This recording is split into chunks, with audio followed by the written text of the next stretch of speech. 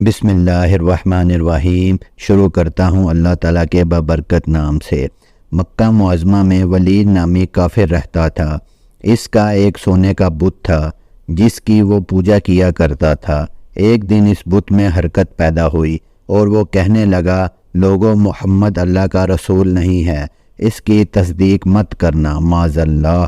ولید بڑا خوش ہوا اور باہر نکل کر اپنے دوستوں سے کہنے لگا، مبارک ہو، آج میرا معبود بولا ہے اور صاف صاف اس نے کہا ہے کہ محمد اللہ کا رسول نہیں ہے، استغفر اللہ۔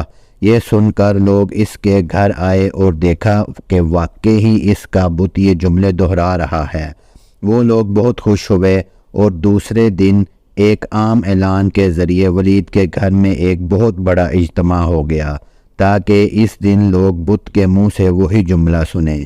اس بڑے اجتماع میں ان لوگوں نے حضرت محمد صلی اللہ علیہ وآلہ وسلم کو بھی دعوت دی تاکہ حضور حضرت محمد صلی اللہ علیہ وآلہ وسلم خود تشریف لا کر بت کے منہ سے وہی جملے سنیں۔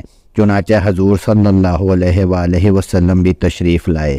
جب نبی کریم صلی اللہ علیہ وآلہ وسلم تشریف لائے تو بت بول اٹھا، اے لوگو، خوب جان لو کہ محمد صلی اللہ علیہ وآلہ وسلم اللہ کے سچے رسول ہیں۔ ان کا ہر ارشاد سچا ہے اور ان کا دین حق پر ہے۔ تم اور تمہارے بت جھوٹے ہیں جو تمہیں گمراہ کرنے والے ہیں۔ اگر تم اس سچے رسول پر ایمان نہ لاؤ گے تو جہنم میں جاؤ گے۔ پس عقل مندی سے کام لو اور سچے رسول حضرت محمد صلی اللہ علیہ وآلہ وسلم کی غلامی اختیار کر لو۔ بت کی یہ باتیں سن کر ولید بڑا گھبرایا اور اپنے معبود کو پکڑ کر زمین پر دے مارا اور اس کے ٹکڑے ٹکڑے کر دیے۔ حضور محمد صلی اللہ علیہ وآلہ وسلم فاتحانہ طور پر واپس ہوئے تو راستے میں ایک گھڑ سوار جو سبز پوش تھا حضور اکرم صلی اللہ علیہ وآلہ وسلم سے ملا۔ اس کے ہاتھ میں تلوار تھی جس سے خون ٹپک رہا تھا۔ حضور محمد صلی اللہ علیہ وآلہ وسلم نے فرمایا، تم کون ہو؟ بولا، میں جن ہوں، آپ کا غلام اور مسلمان ہوں، جب تلور میں رہتا ہوں۔ میرا نام معین بن علابر ہے۔ میں کچھ دن کے لیے کہیں باہر گیا ہوا تھا۔ آج گھر واپس آیا تو میرے گھر والے رو رہے تھے۔